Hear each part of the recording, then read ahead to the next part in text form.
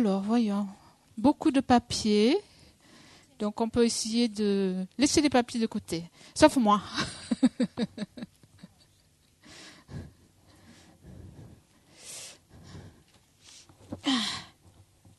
Comment ça va? Ça va? Ça fume pas trop? Hein? Ça fume. Tant que c'est que le cerveau, tant que c'est pas grillé. Hein?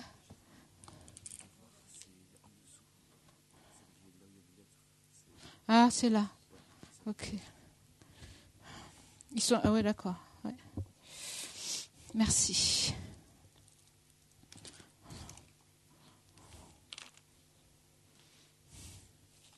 Donc on peut se poser, justement, rafraîchir le cerveau et le reste. Respirer.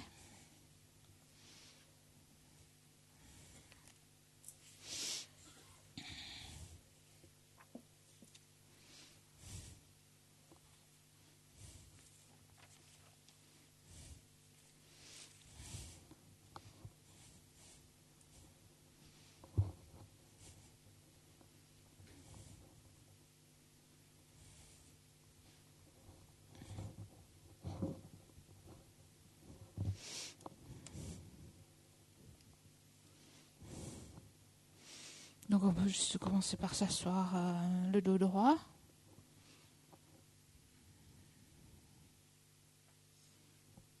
Donc garder notre attention sur le corps et la respiration, les sensations de la respiration. Par exemple au niveau du nez, ou au niveau des narines, ou au niveau de l'abdomen, d'après votre habitude, ce dont vous avez l'habitude.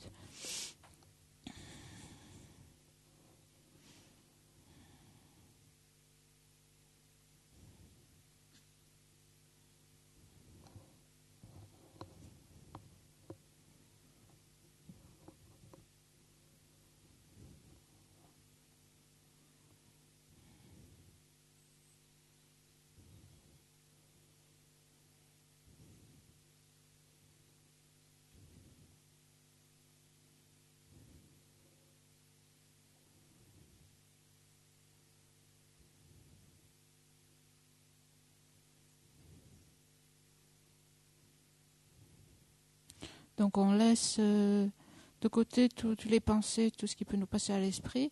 On essaie vraiment d'être dans le présent et de porter notre attention donc sur plus le corps et les sens.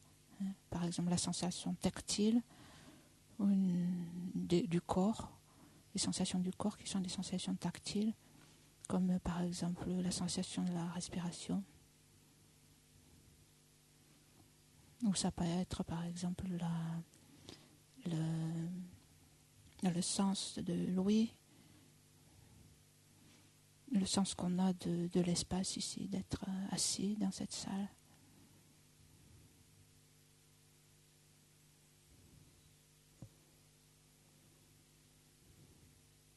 Juste être assis et être en train de respirer.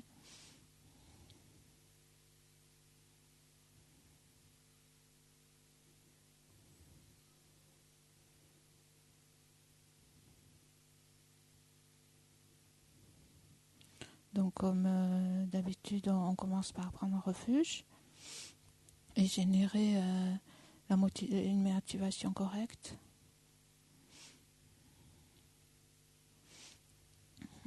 Jusqu'à l'éveil, je prends refuge dans le Bouddha, le Dharma et la communauté suprême, la Sangha. Jusqu'à l'éveil, je prends refuge dans le Bouddha, le Dharma et la communauté suprême, la Sangha. Jusqu'à l'éveil, je prends refuge dans le Bouddha, le Dharma et la communauté suprême, la Sangha. Donc on peut, si vous savez visualiser le champ de mérite en face de vous, ou juste penser, imaginer tous les Bouddhas et les Bodhisattvas qui sont dans l'espace en face, donc en qui nous prenons refuge. Donc nous générons aussi la motivation de bodhicitta grâce aux deux accumulations rassemblées par mes pratiques de la générosité, etc., et aussi par la pratique de cette méditation, puisse-je devenir un Bouddha afin d'être bénéfique à tous les êtres. Grâce aux deux accumulations rassemblées par mes pratiques de la générosité, etc., et aussi par la pratique de cette méditation, puisse-je devenir un Bouddha pour le bien de tous les êtres. Grâce aux deux accumulations rassemblées par mes pratiques de la générosité, etc., et la pratique aussi de cette méditation, puisse-je devenir un Bouddha afin d'être bénéfique à tous les êtres. Donc, comme on l'a fait au début de l'enseignement, je l'ai rappelé, la motivation de bodhicitta. Donc, ce que nous faisons, c'est pour devenir un Bouddha pour le bien de tous. Donc, c'est bien de se souvenir de cela. En général, c'est bien de le faire n'importe quand dans la journée, de façon répétée. Première chose dans le matin et au fil de la journée aussi. Hein. Essayer de penser, la chose la plus importante, le but de ma vie, c'est ça. Et donc, pour devenir un Bouddha, pour développer complètement notre esprit, développer le potentiel de notre esprit au maximum. Donc, c'est bien de savoir ce qu'est l'esprit.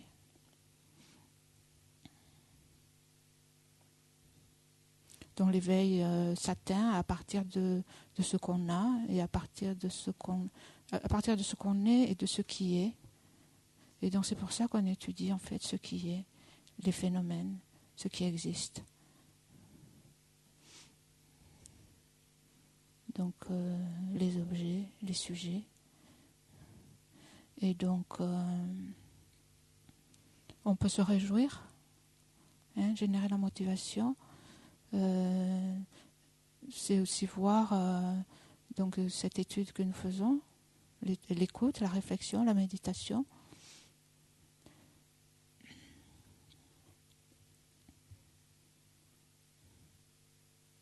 Donc lui donner un sens plus large.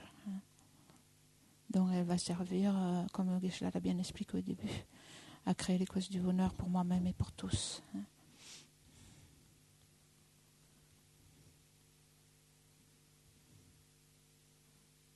Donc on peut se réjouir d'être là pour un nouveau cycle aussi, d'entamer cette étude du Lorique.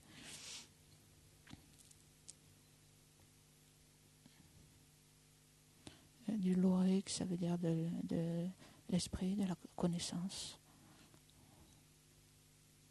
Donc c'est bien de développer l'appréciation de cette opportunité, d'avoir toutes les conditions pour être là et pour écouter et réfléchir sur ce sujet, pour créer de vraies causes de bonheur. Donc d'avoir toutes les conditions réunies, que de extérieur et intérieur, puisque de notre côté, nous avons ce loisir, cet intérêt. Nous avons fait l'effort de venir ici, de nous rendre disponibles. Nous avons un intérêt. Et aussi à l'extérieur, l'endroit est disponible. L'endroit et les conditions sont réunies de l'extérieur. Il y a quelqu'un qui nous enseigne. Il y a du matériel, il y a un endroit physique. Toutes les conditions sont là. Donc on peut se réjouir de ces bonnes conditions.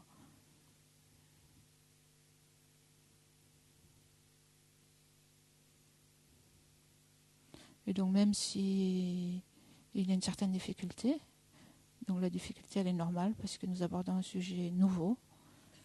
Et donc les choses, quand on les connaît bien et quand on en prend l'habitude, elles deviennent plus faciles. Mais quand c'est nouveau, souvent, il y a une certaine difficulté, donc c'est normal. Donc petit à petit, on peut s'habituer, on peut comprendre plus facilement.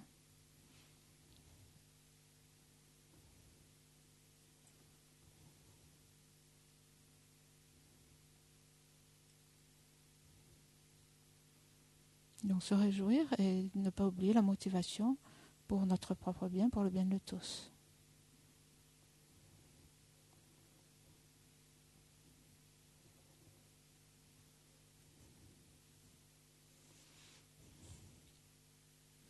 Donc quand on a le temps, c'est bien aussi d'offrir la prière à 7 branches. Par exemple, quand vous faites votre méditation le matin, d'offrir la prière à 7 branches, ça permet d'accumuler un potentiel positif et de diminuer le négatif. Et donc si on veut réussir à quelque chose, dans n'importe quoi, donc particulièrement dans l'étude du dharma, pour arriver à comprendre et à bien réfléchir, à bien réaliser ce qui nous est présenté. Donc c'est bien d'accumuler les mérites et éliminer les négativités. Donc on peut le lire. Quand vous avez le temps, c'est bien d'essayer de le faire en détail chez vous. Donc en face du champ de mérite, avec respect, je me prosterne par le corps, la parole et l'esprit. Je présente des myriades de toutes sortes d'offrandes réelles et imaginées.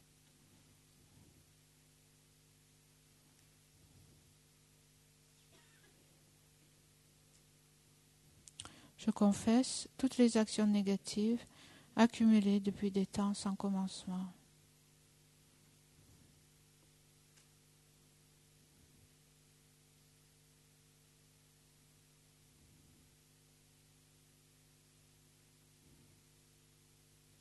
Je me réjouis des mérites de tous les êtres saints et ordinaires.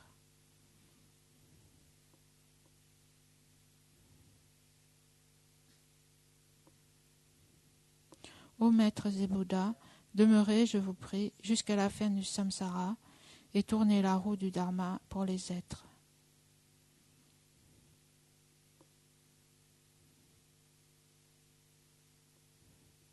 Mes propres mérites et ceux de tous les autres, je les dédie à l'éveil suprême. Nous pouvons penser que du champ de mérite, nous pouvons penser que tous les Bouddhas et les Bodhisattvas sont très contents de ce que l'on fait. Donc en silence, on leur adresse aussi une requête de nous bénir pour faire cette méditation, de nous donner leur inspiration bénéfique.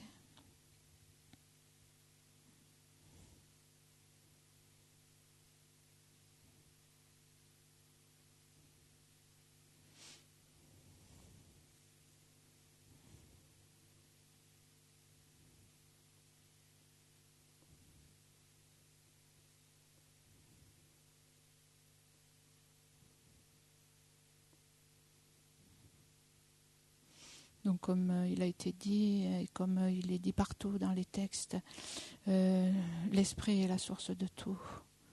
L'esprit est la source de tout, des êtres et de l'environnement des êtres, donc du monde et des êtres qui l'habitent. Et dans l'esprit, dans le bouddhisme, c'est quelque chose de central, puisqu'en fait c'est la base de toutes nos expériences. Et c'est grâce au développement de l'esprit que nous pourrons aussi évoluer, nous développer.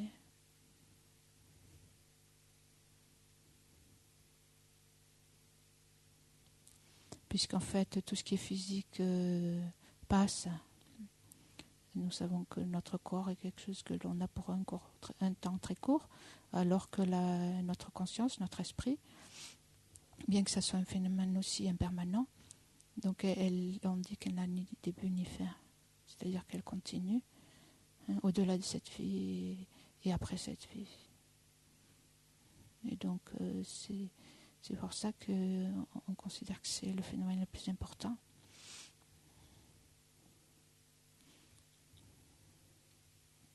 Et donc ce matin, on a parlé des objets et des sujets. Donc dans ce qui existe, tout ce qui existe peut être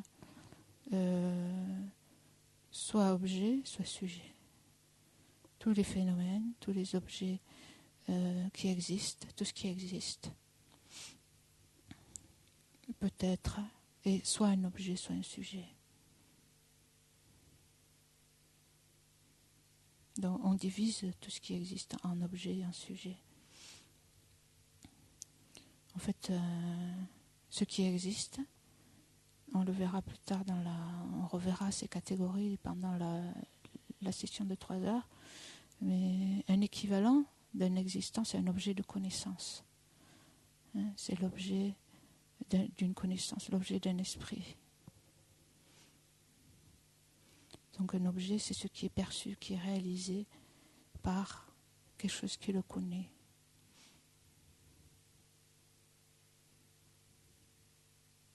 Par exemple, un son.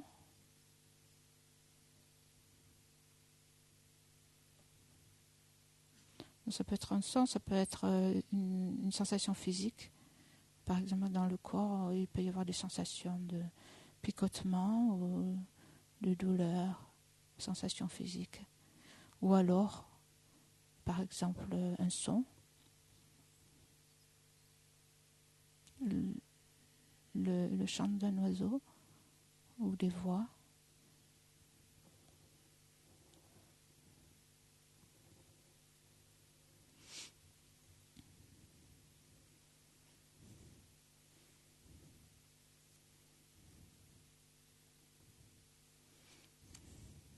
Donc ce son, c'est un objet.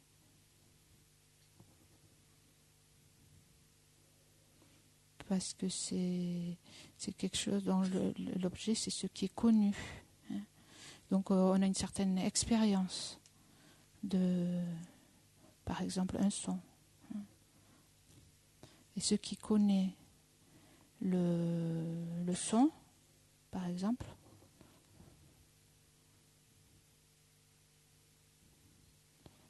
c'est l'expérience qu'on fait du son. Ce qui connaît le son, en fait, c'est la conscience. Donc on divise les existants en objets.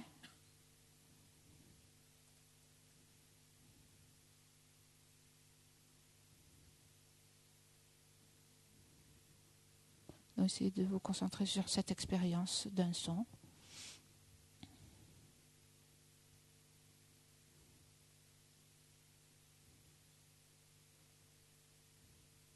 Ou des voix.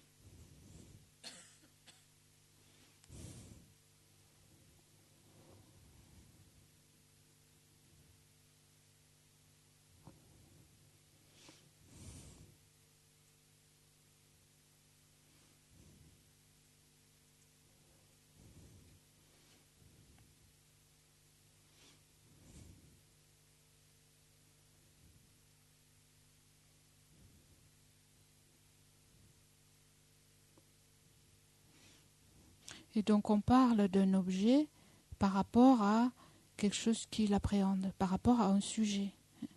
Ici, la division, elle s'effectue l'un par rapport à l'autre. Parce qu'en général, on pourrait dire qu'une conscience est aussi un objet. Une conscience peut aussi être un objet, par exemple, d'une autre conscience. Par exemple, si j'ai la clairvoyance, que je n'ai pas, mais si quelqu'un a la clairvoyance et voit la pensée de quelqu'un d'autre, à ce moment-là, la pensée, qui est un type de conscience, devient l'objet de ma conscience. En général, les consciences peuvent aussi être des objets qui sont réalisés par une autre conscience, mais ici, dans cette division, on parle d'un objet. Et pourquoi on parle d'un objet ? C'est parce qu'il y a une conscience qui est en mesure de l'appréhender, de le connaître. Donc j'ai l'objet, un son, qui est connu, appréhendé par une conscience auditive. Un sujet, ou quelquefois on dit aussi un possesseur d'objet, qui possède ou qui fait l'expérience de l'objet. C'est le sujet. Et parmi les sujets, donc on l'a expliqué ce matin, parmi les sujets, celui qui nous intéresse ici, c'est l'esprit, la conscience. Donc c'est le connaisseur qui fait l'expérience de l'objet.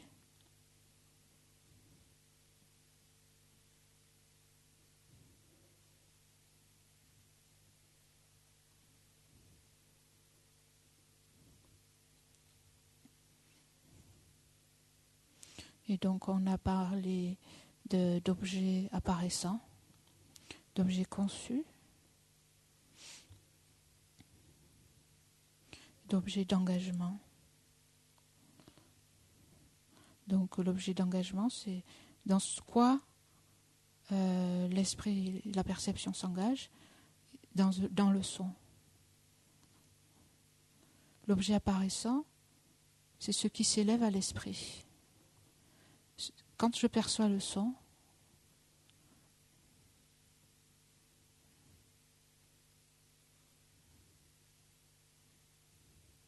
ce qui apparaît à l'esprit, donc quand on dit apparaît ou apparaissant, on peut avoir une idée de quelque chose de visuel, mais ça n'est pas forcément visuel. Par exemple, une conscience auditive, ce qui apparaît, c'est le son.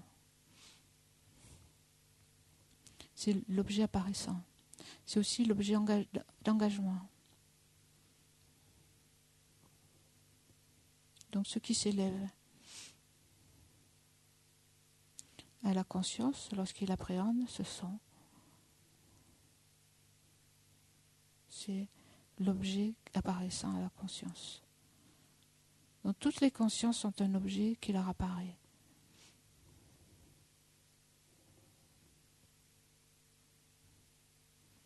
Et en fait, quand on parle de la définition de la conscience, donc de ce sujet, de ce possesseur d'objet, de ce qui fait l'expérience de l'objet, de ce qui est l'objet de jouissance ou l'objet d'utilisation, qui fait cette expérience de cet objet.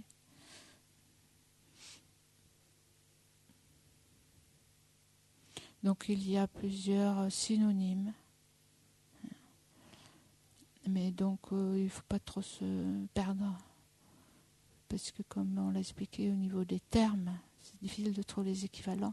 Donc on va parler d'esprit ou de perception, ou de conscience, ou de connaissance, peu importe. Pas s'arrêter à ces différences. Bien que ce soit utile de les étudier, mais en général, dans notre expérience, ce qui fait l'expérience. La définition, c'est ce qui est clair et connaissant. Ce qui est clair et connaissant, c'est la définition de l'esprit. Ce phénomène qui est clair et connaissant.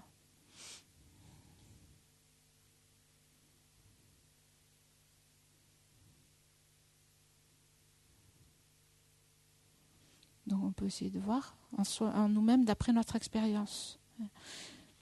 Ce qui est intéressant dans toute cette étude, en fait, évidemment il y a beaucoup de mots, il y a des concepts nouveaux, mais c'est de voir que ça se rattache, et il faut essayer de le rattacher à nous-mêmes, à notre expérience, à ce que l'on vit.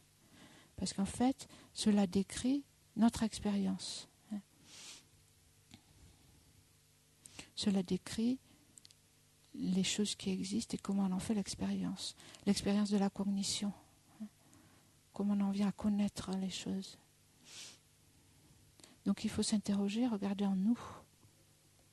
Qu'est-ce qui est clair et connaissant en nous, ce qui n'est pas matériel. Donc nous sommes composés, on peut voir, le corps c'est facile à voir parce que c'est matériel. On peut le toucher, on peut le voir, on peut le mesurer.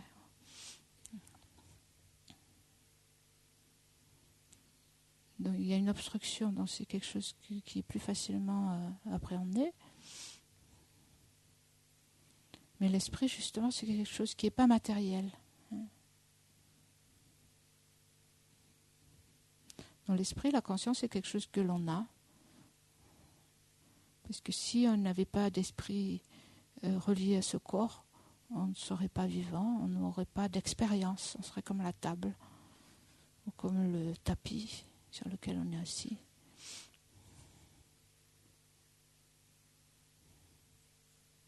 Donc en nous, il y a cette conscience, donc ce phénomène qui est clair et connaissant. Clair d'un certain côté, l'aspect clarté, ça se réfère au fait que ce n'est pas matériel. D'un côté, c'est quelque chose de transparent, d'invisible. Clair, ça veut dire aussi que tout ce qui est présenté, comme parce que l'esprit est clair, il reflète tout ce qui lui est présenté. Il prend l'aspect de ce qu'il connaît. Comme un miroir montre l'aspect de ce qui est mis devant lui. La conscience est claire, ça veut dire que lorsqu'elle perçoit, fait l'expérience, en tant que sujet, fait l'expérience d'un son, par exemple, donc cette perception, cette connaissance qui fait l'expérience du son, elle est générée sous l'aspect d'un son.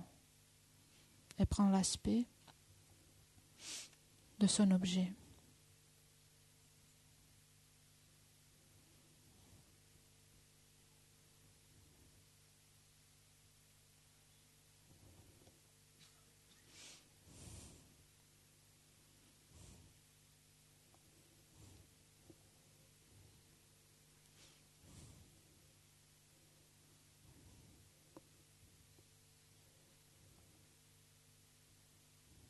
Et donc ce phénomène connaissant, donc l'esprit est un phénomène clair qui prend l'aspect de l'objet qu'il connaît. Et connaissant, ça veut dire il connaît, il fait l'expérience de son objet.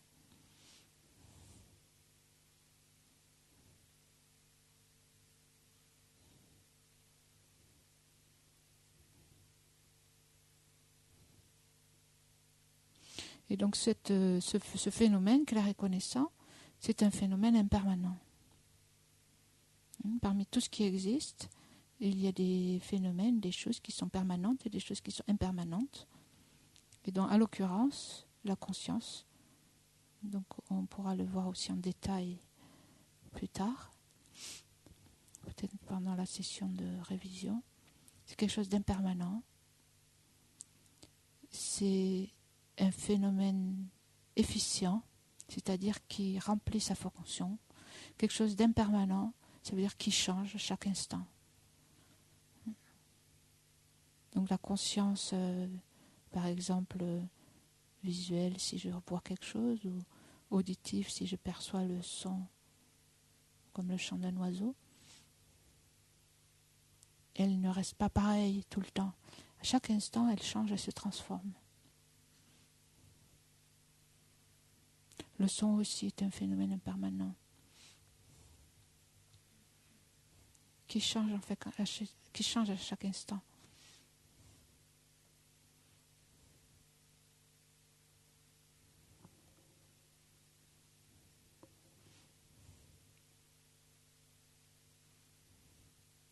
Donc quand j'entends le son, est-ce que c'est une expérience directe ou c'est une expérience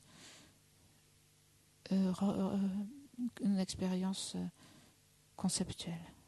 On a parlé de conscience directe et de conscience représentative. Représentative, en fait, ça veut dire conceptuelle.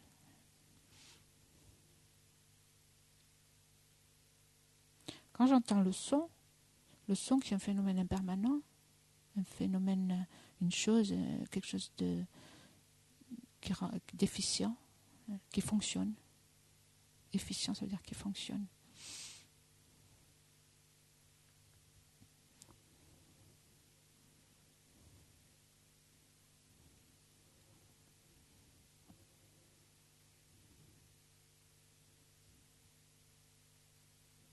Donc c'est une perception directe du son. Il n'y a pas d'intermédiaire entre Il n'y a pas d'intermédiaire dans la connaissance. Elle est directe, elle est immédiate. Le son est immédiatement perçu.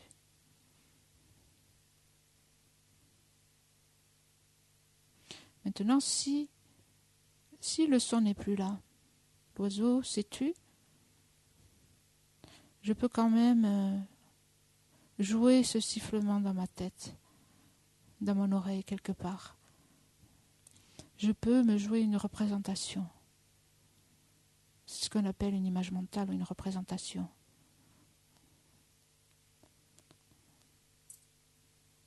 Je pense au son et c'est comme si je l'entendais à l'intérieur. Mais est-ce que ça c'est le son qui apparaît à ma conscience? Est-ce qu'il y a une différence entre le son quand je l'entends directement et le son quand je me le représente?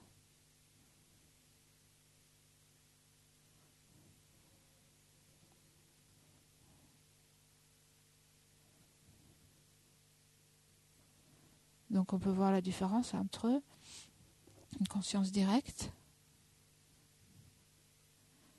et une conscience représentative qui a en fait ce qui apparaît à la conscience représentative, c'est la représentation.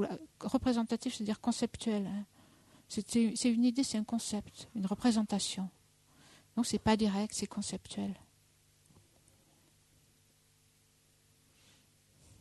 Donc l'objet qui apparaît à une perception directe, c'est un phénomène impermanent qui fonctionne.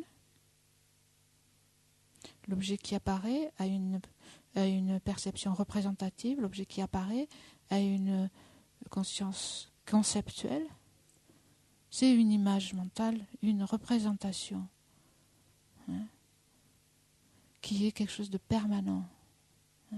Une image mentale, par exemple, pensez au repas que vous allez prendre.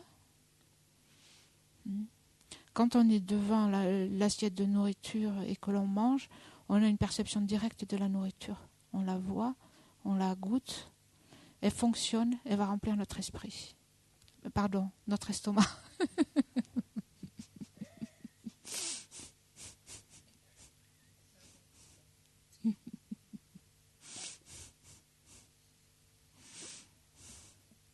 Non, c'est une expérience directe. Maintenant, si je pense à mon assiette, je ne sais pas ce qu'il va y avoir dedans, mais ça va être bon. Ça va remplir mon estomac. Donc quand j'y pense, c'est une image mentale. Cette nourriture, elle ne remplit pas sa fonction. C'est quelque chose de permanent. Ce n'est pas quelque chose qui change d'instant en instant. Et donc c'est l'objet apparaissant à une perception conceptuelle, représentative. C'est l'image mentale.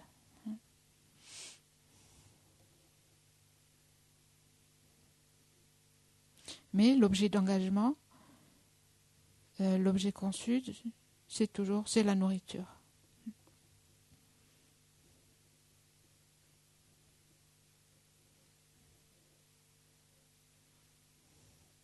Donc c'est bien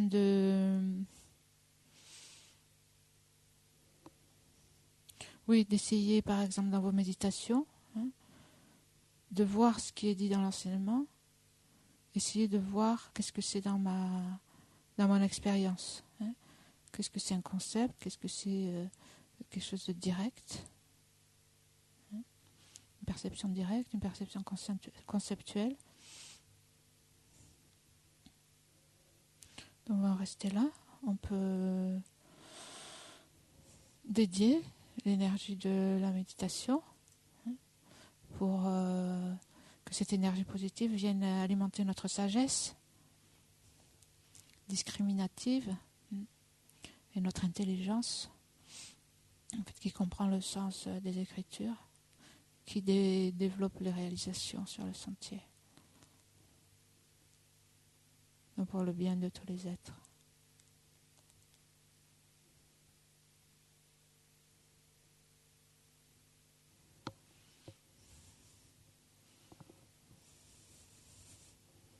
Donc, puisqu'on est là ensemble, on peut faire l'offrande de nourriture à la page 242 47 207, pardon. D'accord. On va juste à la page 207. Ouais.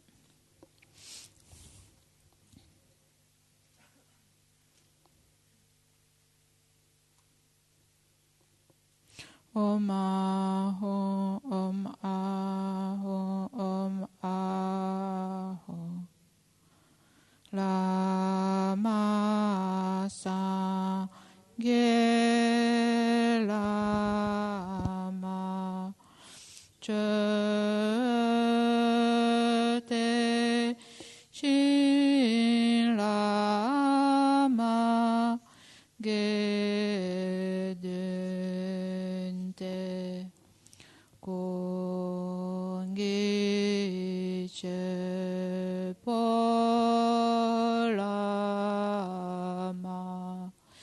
Tela Manamla Chepabo.